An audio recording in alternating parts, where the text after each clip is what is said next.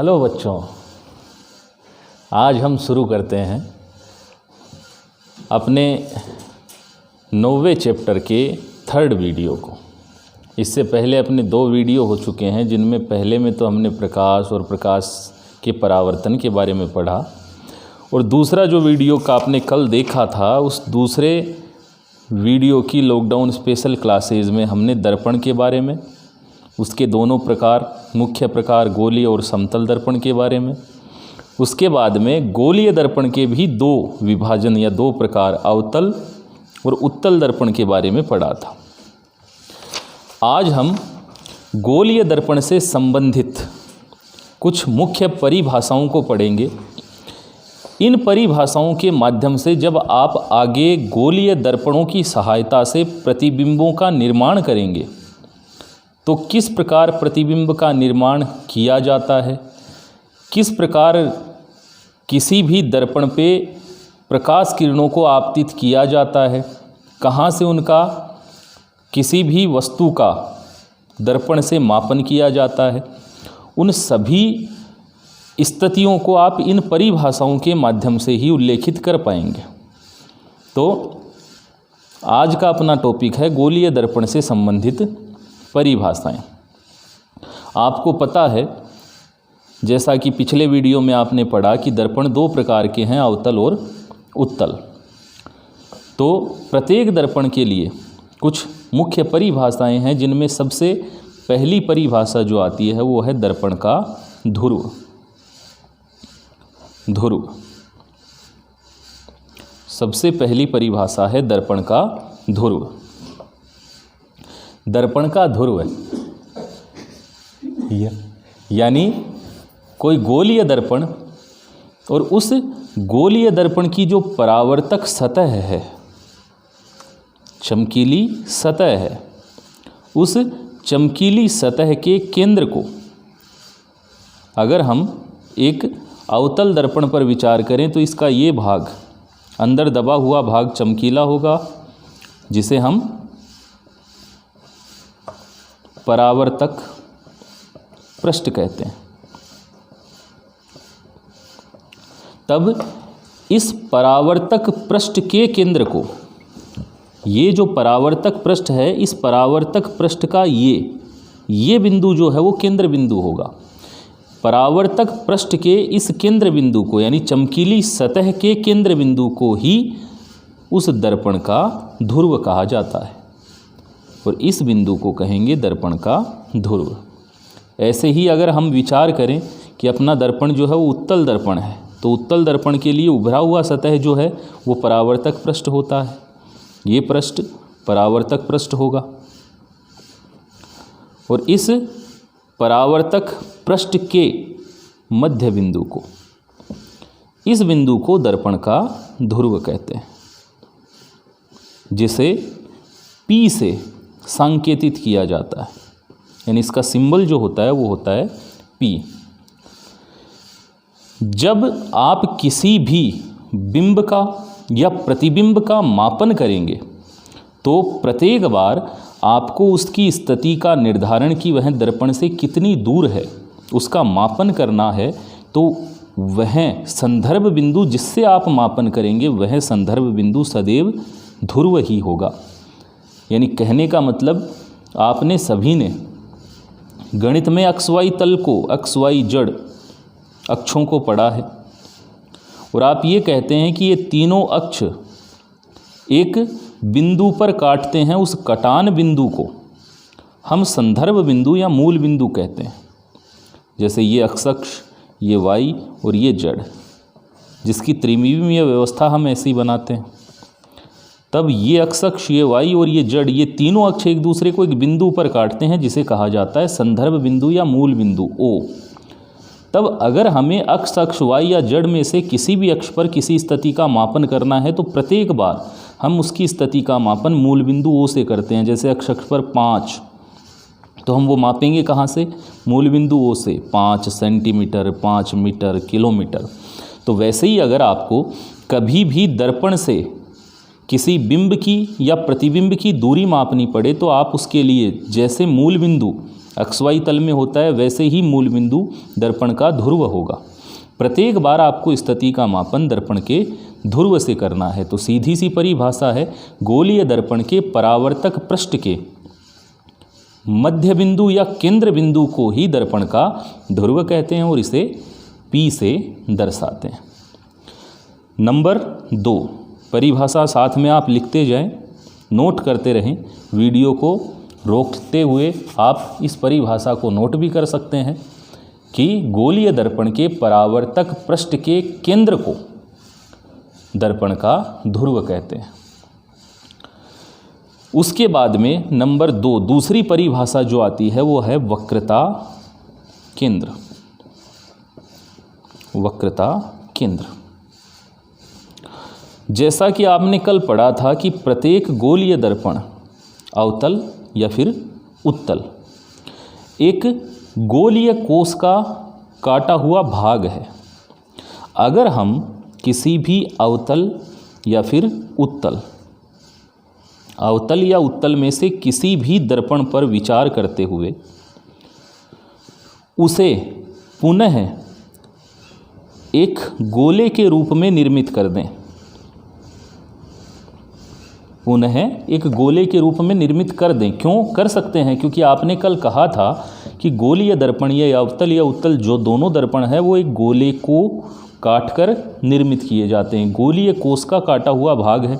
तो अगर इस गोलीय कोष के भाग से हम पुनः एक पूर्ण गोले की व्यवस्था बनाएं तो बनने वाली व्यवस्था या बनने वाले गोलीय कोष का जो केंद्र होगा, बनने वाले इस गोलीय कोष का केंद्र जो है वो ही उन गोलीय दर्पणों का वक्रता केंद्र कहलाता है। ठीक, तो सीधी सी बात कि गोलीय दर्पण के परावर्तक पृष्ठ जो हैं वो गोले के ही भाग होते हैं, गोले के ही भाग हैं। तब इस गोले का केंद्र, अगर इसे पूर्ण गोले के रूप में बना दिया जाए तो इस पूर्ण गोले का केंद्र जो है वो ही वक्रता केंद्र कहलाएगा, जिसे C से, सेंटर C से प्रदर्शित किया जाता है। तब सीधी सी परिभाषा लिखी जाएगी कि गोलीय दर्पण के परावर्तक पृष्ठ एवं परावर्तक पृष्ठ को गोले का भाग मानते हुए यदि इसे पूर्ण गोले के रूप में निर्मित कर दें तो निर्मित गोले का केंद्र ही गोलीय दर्पण का वक्रता केंद्र कहलाता है, जिसे C से दर्शाते हैं। नंबर 3, तीसरी परिभाषा जो है वो है अपनी मुख्य अक्ष। मुख्य अक्ष, हम एक अवतल दर्पण पर विचार करें। अब आगे की परिभाषाएं अवतल दर्पण पर देंगे, आप इन्हीं परिभाषाओं को उत्तल दर्पण के लिए भी लागू कर सकते हैं। हम एक अवतल दर्पण लेते हैं, तब उपरोक्त परिभाषाओं अनुसार ये मध्य बिंदु इसका केंद्र होगा और यहाँ इसे पूर्ण गोले के रूप में निर्मित करने के पश्चात मान लेते हैं वक्रता केंद्र C प्राप्त हुआ। ठीक है, तब वक्रता केंद्र को ध्रुव से मिलाने वाली एक काल्पनिक रेखा जो आप खींचते हैं या खींच पाते हैं, यह काल्पनिक रेखा ही इस दर्पण का मुख्य अक्ष कहलाती है। तो पुनः सुने एक सीधी सी परिभाषा कि गोलीय दर्पण के ध्रुव P को दर्पण के वक्रता केंद्र C से मिलाने वाली काल्पनिक रेखा को ही हम दर्पण का मुख्य अक्ष कहते हैं। नंबर 4, चौथी परिभाषा। इस चौथी परिभाषा में हम पढ़ेंगे वक्रता त्रिज्या को। वक्रता त्रिज्या, आपने दर्पण के ध्रुव को पढ़ा, अब उसके बाद में दर्पण की वक्रता त्रिज्या को पढ़ रहे हैं। दर्पण का केंद्र कोई भी अवतल दर्पण, उस अवतल दर्पण के लिए ये मध्य बिंदु दर्पण का ध्रुव, ये बिंदु उस दर्पण का केंद्र जैसा ऊपर परिभाषा में पढ़ा। तब इस दर्पण के ध्रुव को अगर आप वक्रता केंद्र से मिला दें और मिलाने के पश्चात आप इस दूरी का मापन करें तो यह दूरी जो है वो ही इस दर्पण की वक्रता त्रिज्या के बराबर होगी। यह परिभाषा आपकी जो वृत्त की त्रिज्या है पूर्णतः उससे सुमेलित है। कैसे? एक वृत्त और ये मध्य बिंदु उस वृत्त का केंद्र। तब हम अगर वृत्त की त्रिज्या की परिभाषा दें तो हम कहते हैं गणित में कि वृत्त की परिधि पर स्थित किसी बिंदु से उस वृत्त के केंद्र को मिलाने वाली रेखा ही उस वृत्त की त्रिज्या कहलाती है। तो आप यहाँ भी देख पा रहे हैं कि चाहे आपका अवतल हो चाहे उत्तल दर्पण हो, एक वृत्त का ही भाग है और इस वृत्तीय भाग का ये बिंदु जो है वो वास्तव में उस वृत्त के परिधि पर लिए गए बिंदु के समान है और ये उस वृत्तीय भाग का केंद्र तब इस परिधि वाले बिंदु से इस केंद्र को मिलाने वाली रेखा की जो लंबाई है, ये रेखा जो है वो ही वक्रता त्रिज्या कहलाएगी।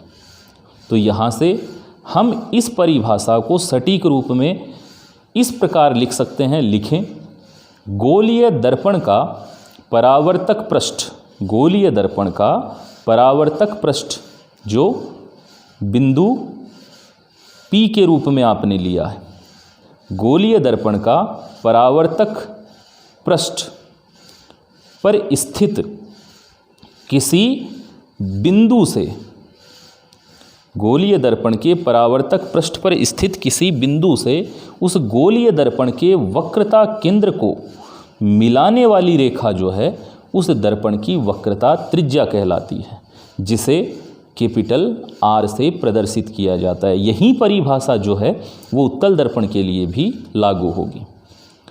ठीक है, अब हम चलते हैं अपनी अगली परिभाषा, पांचवी, मुख्य फोकस। मुख्य फोकस जो है उस परिभाषा के लिए आपको थोड़ा सा गौर करना है कि अगर हम एक अवतल दर्पण लें और उसकी मुख्य अक्ष निर्धारित कर लें,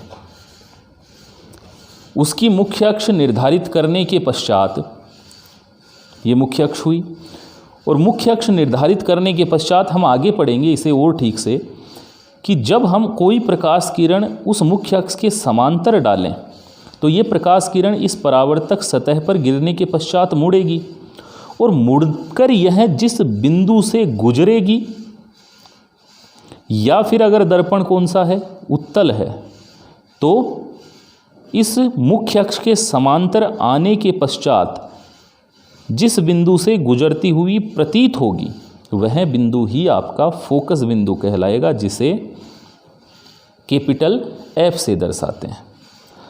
उसके बाद में है फोकस दूरी। तो ये तो हुआ फोकस बिंदु, और एक लास्ट परिभाषा जो है वो फोकस दूरी कि दर्पण के ध्रुव से, ये ध्रुव, और इस दर्पण के ध्रुव से यहाँ ये आया फोकस। ठीक है, तब इस दर्पण के ध्रुव से इस फोकस बिंदु की दूरी जो है वो फोकस दूरी कहलाती है, जिसे स्मॉल f से दर्शाते हैं। ठीक है, और याद रखें कि ये फोकस दूरी जो है f सदैव आपकी वक्रता त्रिज्या की आधी होती है। ठीक है, f बराबर r/2। और किसी भी गोलीय दर्पण का यह खुला हुआ भाग, गौर से देखें, यह खुला हुआ भाग जो है इसे कहा जाता है दर्पण का द्वारक। द्वारक मतलब द्वार, जिससे प्रकाश किरणें जो हैं वो प्रवेश कर सकती हैं। तो किसी दर्पण का वह खुला हुआ भाग, जितने भाग से प्रकाश किरणें उस दर्पण में प्रवेश कर सकें, उसकी परावर्तक पृष्ठ से टकरा सकें, उस भाग को हम दर्पण का द्वारक कहते हैं। ठीक है, तो ये हैं अपनी गोलीय दर्पण से संबंधित परिभाषाएं। अगले वीडियो में हम पढ़ेंगे गोलीय दर्पण से प्रतिबिंबों का निर्माण। धन्यवाद।